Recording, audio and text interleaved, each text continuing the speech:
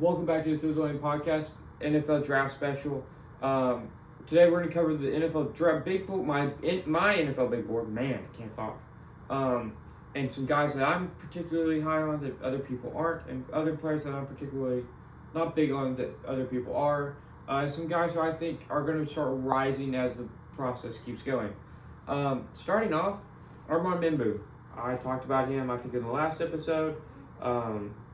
And this is also out on our website, which I will have the link in the description.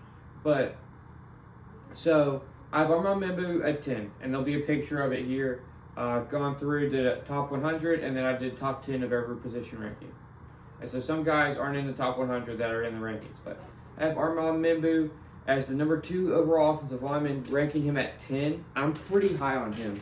And the reports are he's only rising. Man, he's powerful. He's great pass protection. Could get a little bit better in the run blocking, but I mean, he's kind of raw. But I mean, like literally, you give him a full camp of an offensive line coach, an NFL level offensive line coach, to kind of clean up some of the minor stuff, the technique. He'll be good. I mean, he'll be great. I know there's talks with Kelvin Banks, but Kelvin Banks has a lower ceiling, higher floor. And then Josh Connery, but man, what I saw from Josh Connery at the Senior Bowl, he kind of struggles against power, and the lack of consistency. He looked more like an average dude than he did standing out being like a top first rounder. I do have Josh Connery though at 19, so like he didn't drop a lot. I think in my first mock draft he was in the second round. Now he's top 20, right?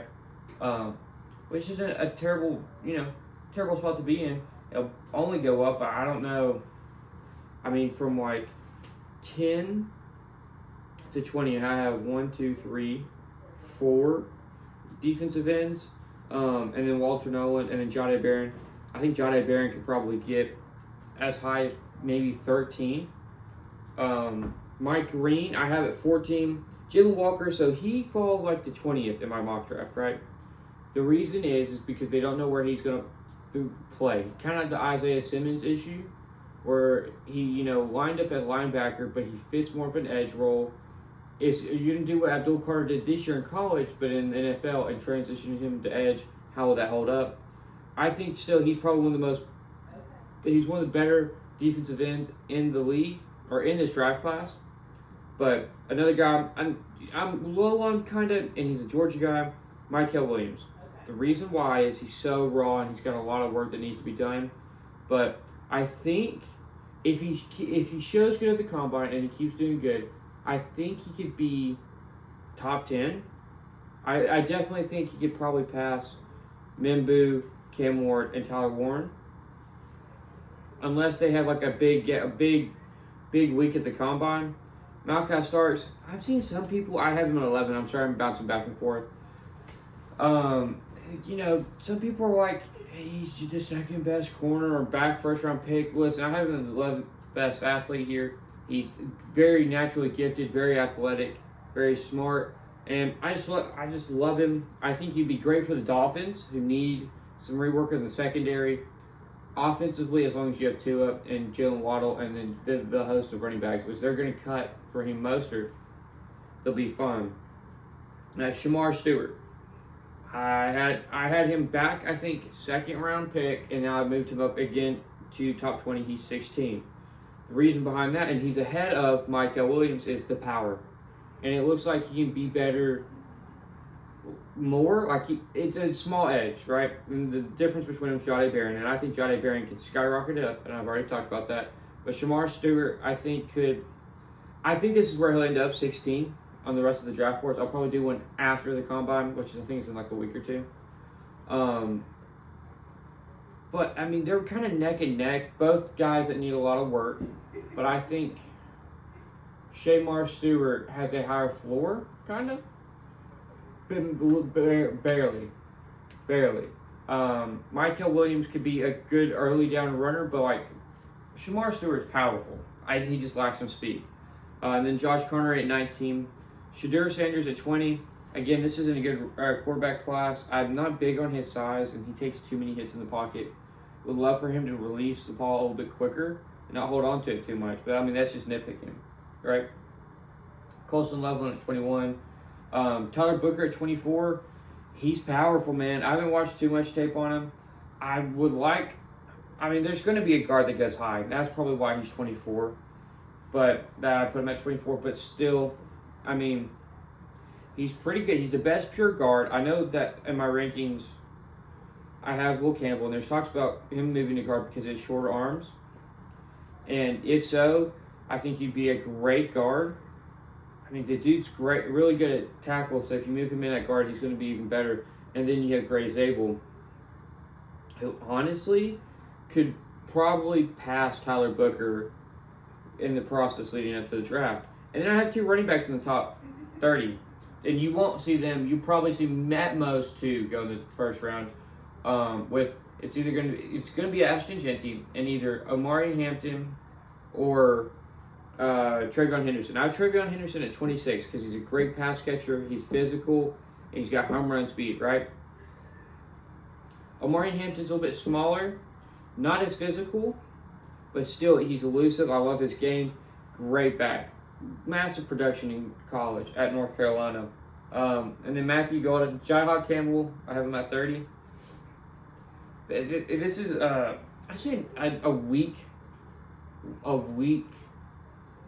rookie class for linebackers. This past rookie class was pretty weak too. You had a lot of guys who didn't really play every down. But I think Jai Campbell will be a guy that plays every down. He'll probably be early second round pick. A guy that kind of just falls because of the positional value. And then Matthew Golden, 31. James Pierce Jr. at 32. And Zach Sawyer at 33. They fall back because of Jai Campbell and the 2 running backs in this. And then, Jackson Dart at 35. That's about 10 spots higher than I think anybody else has him. I'm really high on him. I think he rises. There's talks of him not even making it out of the top 10. I don't think so. If I had to redo my mock draft all over again, I'd probably have him going to Seattle. And I saw this plan, and I started thinking about it, and I was like, that'd actually be great. He go late first. You have Geno Smith to start over him for a year, and then you have Jackson Dart come in afterwards and play well. And that'd be great for him. Man, my nose is itching. Jackson Dart to the Seahawks would just make a lot of sense though, and I really like that idea. Now I definitely could see him being taken in the top 10, but I think the perfect situation would be him to go to, say, the Seahawks, him sit a year, and then, him take over the reins in his second year. Kind of what you saw with Mahomes, some other guys. Because I just don't know. None of the teams in the top 10 are really that good. Where I just think, I just don't see it. I don't like it at all.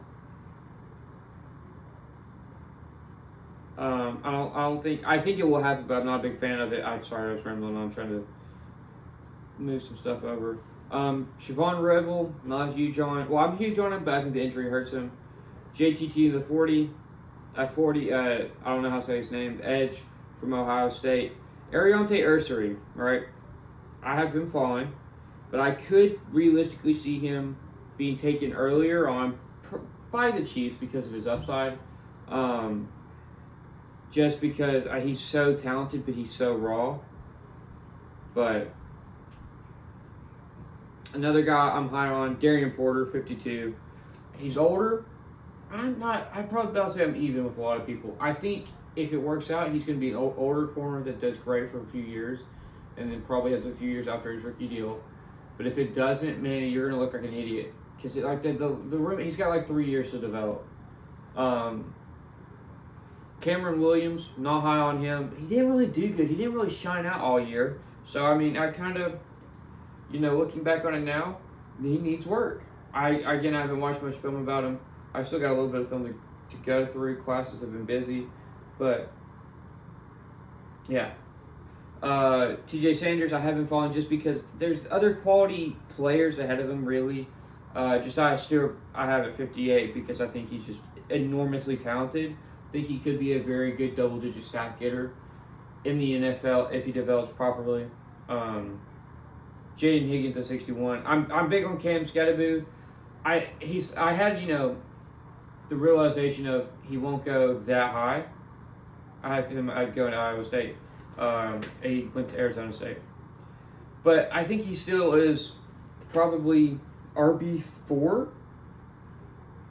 I mean, let's look here. RB5 behind Caleb Johnson. There's, Ashton Jeanty, and then you got the big three, Travion Henderson, Omarion Hampton, Caleb Johnson, and then you have probably my tier 3 running backs, and Cam Scatterboo, Dylan Sampson, and maybe RJ Harvey, and then everybody else. But I think 1 through 7 could probably either start or play a lot of meaningful snaps this year. But, yeah, and then behind him, Dylan Sampson. I want to know why he didn't play in that bowl game against Ohio State. But Scatterboo, and honestly, Scatterboo could probably end up being one of the better quarterbacks or running backs in this class. His ceiling isn't as high, but his floor is high. He's going to be a bruiser. That guy's going to be, if it's, first and goal on the 2, you hand it off to him. He has great pad level, keeps his feet moving. He's a dog. He just fights through for everything. And I really love it that he'll find a place in the NFL.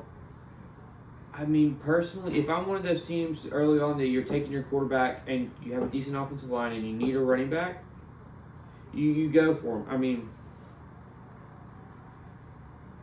if I'm the Browns, I'd go for him. I mean, you need to redo your running back core. And then trade Myles Garrett, hopefully get a young quarterback left that you ought to prove it deal, and then all those first round picks, and then next year in a loaded quarterback class, take your quarterback. And probably next episode we'll review like the edge class and what I think some of the top teams should do. I just released this and I wanted to cover it. It might not be too long of an episode. Later in the draft, later in this prospect we go, the less clips I've seen of them in film. So I'm going to be a little bit more rusty. By the draft, I should be a lot better, but I'm also juggling being a full-time college student as well with this. Wyatt Willem, I was high on him to start the process, watching him at the Senior Bowl and watching some of his clips. He's raw, cannot play tackle, is not fast enough, gets beat with speed a lot, with other higher talent. I think he could potentially play there, but it's more of an ask. You're asking more from him. He would probably fit at guard a lot better. He looked good at guard. Now, yes, he's going to need help with the run blocking and stuff, but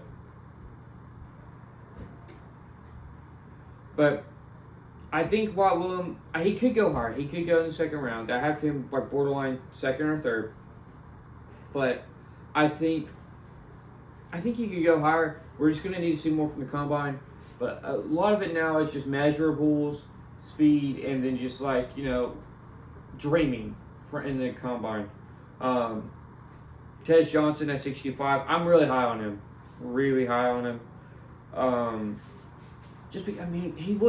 He beat everybody. He is I think he's Ladd McConkey in a Tank Dell body, and I think it would work out well. And you'll get great value taking him in the late second, early third with a guy like this. Right? Savion Williams, he's big. I have him at 67. He's a really big guy. We'll need some work, but coming out of TCU, but I love the pick. And then at 69, we get our next linebacker. And I haven't watched much of Carson Schwarzenegger, but he's highly touted. He looks talented. But again, I don't know if he'd be a starter. He may be a rotational player. And now we're getting into the second tier of tight ends, right? The first tier is Tyler Warren and Colson Muffin. Second tier is Elijah Arroyo, Mason Taylor, and Harold Fanning. Right, from 70 to 73, you have Alfred Collins in the middle. You have those guys there, right? And Harold Fanning, he didn't look good against in the Senior Bowl, which is an issue, right? Which is an issue because you wanted to see a lot more from him. Route-wise, he looks kind of stiff. He's too small to play traditional tight end. He's going to have to be a little far out or as a fullback, which I think as a Kyle Juszczyk build, he would look pretty good at. I didn't do tight end rankings because there's another guy, Spencer Hawes, who went to Georgia Tech, who I love, and a guy that I think could probably rise because of his versatility. But Harold Fanning, I have him at 63. I have him on the bottom of it. I think he could have done better. Elijah Arroyo, did fantastic at the Senior Bowl. Love what he did. Love what he brought to the table. Great route runner. Holy cow, great route runner. I have some questions about his blocking, but I think he could be a starting tight end on a team that he's drafted to. And then Mason Taylor, I think he's going to be a guy that gets you about 400 or 500 yards a year.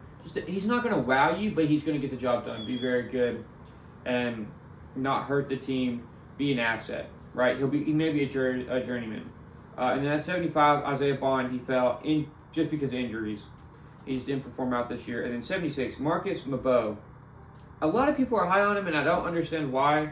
He's very raw, won't fit isn't your traditional tackle. It's going to have to play guard.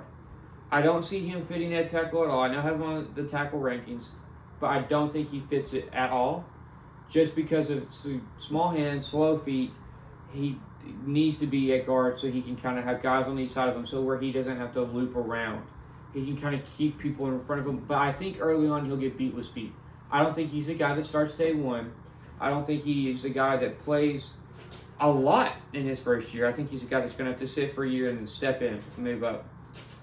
And then another guy that I'm not high on, Deone Walker. I had him going in the first round in my last mock draft, but he's just a weird build. He has no plan of attack as a pass rusher. He stands way too high, and that's an issue because he's 6'7", so you can kind of just get him on his heels really quickly. He's very raw of a prospect. If it works out, he's going to be a great D tackle, maybe even a really good nose. But I just don't. I'm not high on him right now as a prospect because of that. And then Milroe 78. I've talked about him enough on with these specials. It's just the footwork, the inaccuracy, the just bad decisions. Holds onto the ball way too long. It's like there's sometimes where they take the short route, and then he tries to throw like a intermediate route or deep pass, and it's just like, and he'll get picked or whatever. And you're like, what are we doing? Like the Jack Kaiser pick at the Senior Bowl, missed, like somehow does not see Jack Kaiser at all, dropping back and throws a perfect ball to Jack Kaiser, which gets picked off, which is just not a good look. And then 79, I pretty much have 4 guys right here that I'm not huge on. Elliott from Stanford, man, I had a stroke there. He just doesn't. I'm not huge on him. The production wasn't huge.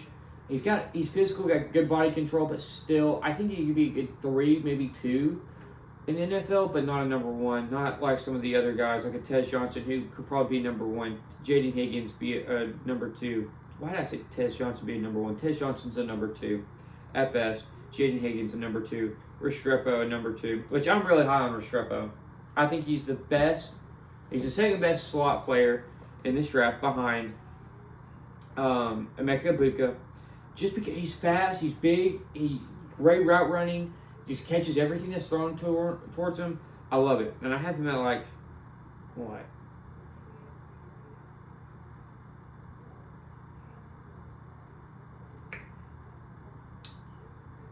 55. Oh, and I also missed I have Jack Bech at 51, and Trey Harris at 48. The Trey Harris slender's got to go away. Sorry, I'm backtracking here. But, he missed. If he is not hurt the second half of the season, he's a first-round pick.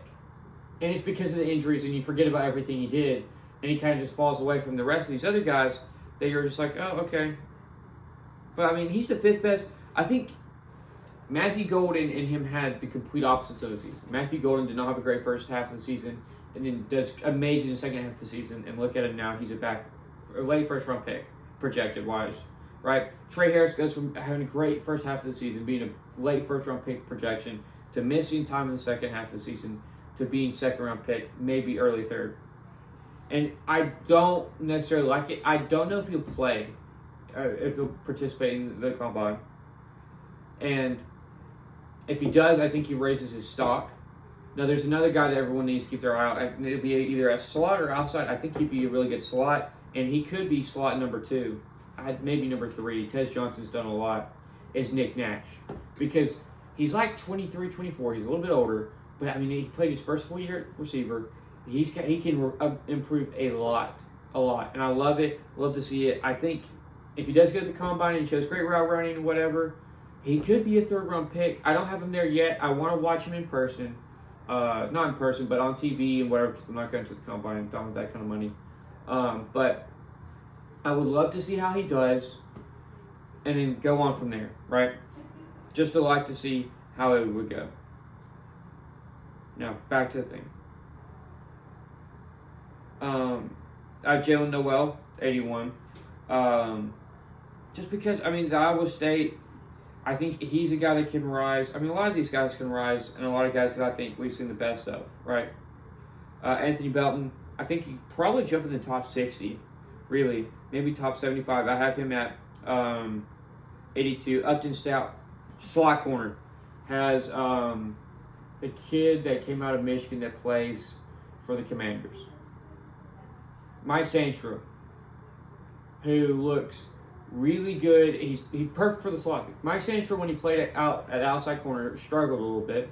But when he was in the slot, when they got Marshawn Lattimore, he played his best. And I think Upton Stout is that way. Maybe Upton Stout can play, probably it'll either be slot or nickel dime. I think he'll be on the field every down, and he'll either play in the slot, and then if, your dime package, you put him in as your nickel dime. He's physical. He's really physical. I love it. He's fast. Good, play recognition. I really like it. Think Kevin Winston, 84. Terrence Ferguson, I think he's that third tier, just behind it. I mean, it's a hard class to gauge. I think, honestly, he probably should be higher. I mean, this is like third round projection for him, which I think would be pretty good. I mean, I think you could also he could go mid third round, mid second. There's like all those tight ends. I think you could see 4 tight ends go in the second round because there's a lot of teams that need tight ends but have other pressing needs that they'll get addressed in the first round. Then you go in the second round, and then you have all those needs. Because he's a really good tight end. Again, I think Mason Taylor build. He's not going to give you 800 yards a season, but he'll give you about 500 yards, 5 touchdowns, 60 catches, just a security blanket. I think him and Mason Taylor are built security blankets. And I think Gunnar Himes back here, another guy that will be a security blanket. Harold Fanning and Elijah Arroyo are guys that could be 800 to 1,000 yard tight ends who could take the top off. But again, they've got ways to go. And a receiver, I'm not high on. Jalen Royals, I just don't see it. He's small. He did not stand out at the Senior Bowl, and that hurt his stock a lot because he's like receiver 5 or 4. And I don't even think I have him. Yeah, he's not even in my top 10.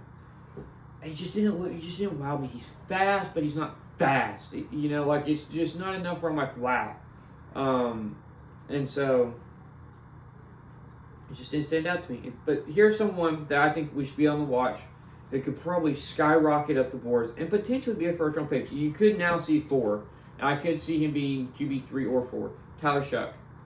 Guy's got a cannon. He's 25, but he's experienced. He can throw really well. Great body control. Does great through his reads. He's just a smart player. I think if he does good at the combine, he'd probably jump into the top 60 for me. It's a deep class, but not an insane amount of star talent. A lot of good starters are guys that are going to have long careers, but not an insane of last year it's like, yeah, there's going to be a lot of stars and some superstars. We've probably got 2 or 3 superstars, maybe 2, and then a handful of stars, and then just good starters, right? Dante Lawson at 90, Jordan Burch, he falls, Chris Paul Jr., this is where you're going to start a lot of the linebackers. Landon Jackson went from being a late first to now 95. He lacks speed. He looks more like a rotational edge. Does not have a great first step. Just does not create a lot of force. He's got to really get going when he hits you. And I just didn't see it. Devin Neal at 96. 97 Kobe Bryant. I think he could rise up a lot. He's a good corner. Kind of a Devin Witherspoon build or Tariq Woolen. He's lanky, physical. I love what you get from him. And then at 100, I'm going to talk about these 3 defensive linemen in just a second. It's probably who was the best safety in college football this year, Andrew Makuba. I could see him starting off the bat as a day 3 pick. Oh, day 2. Just because he's got great ball skills. He's not going to wow you, but he's going to get you like 80 tackles, 3 picks, and a forced fumble, right? Very solid. But at 98-99, I have David Walker, who looked pretty good, was outshined by Darius Alexander, and a nice Pete Pebbles, who had a great Senior Bowl, who I think just showed out, whoop butt, and I had him jumping in the top 100 along with David Walker. Both guys are going to need some work.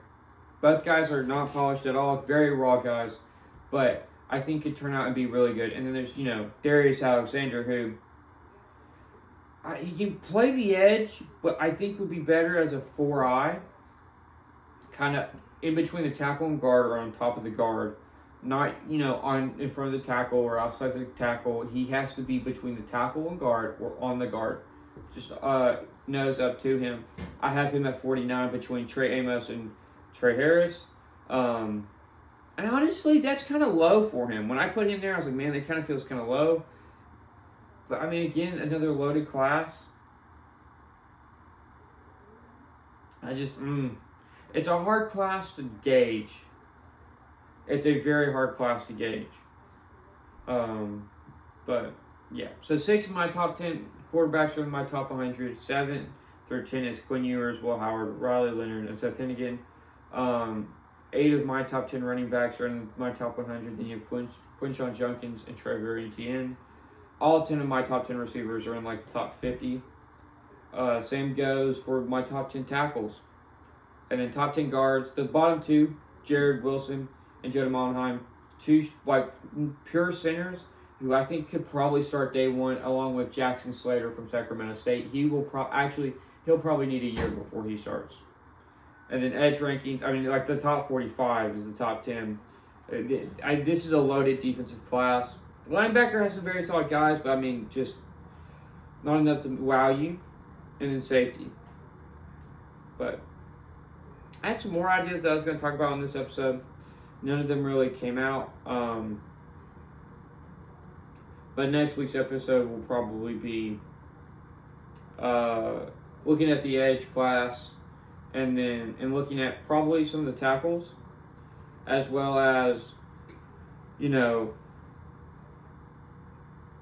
looking at what the Browns should do, the Lions, some of these guys, some of their needs, and some of the places where they should address as well. But that's all for today's episode. I'll see y'all next time. Well, I'll see y'all Friday with Talon back in the studio.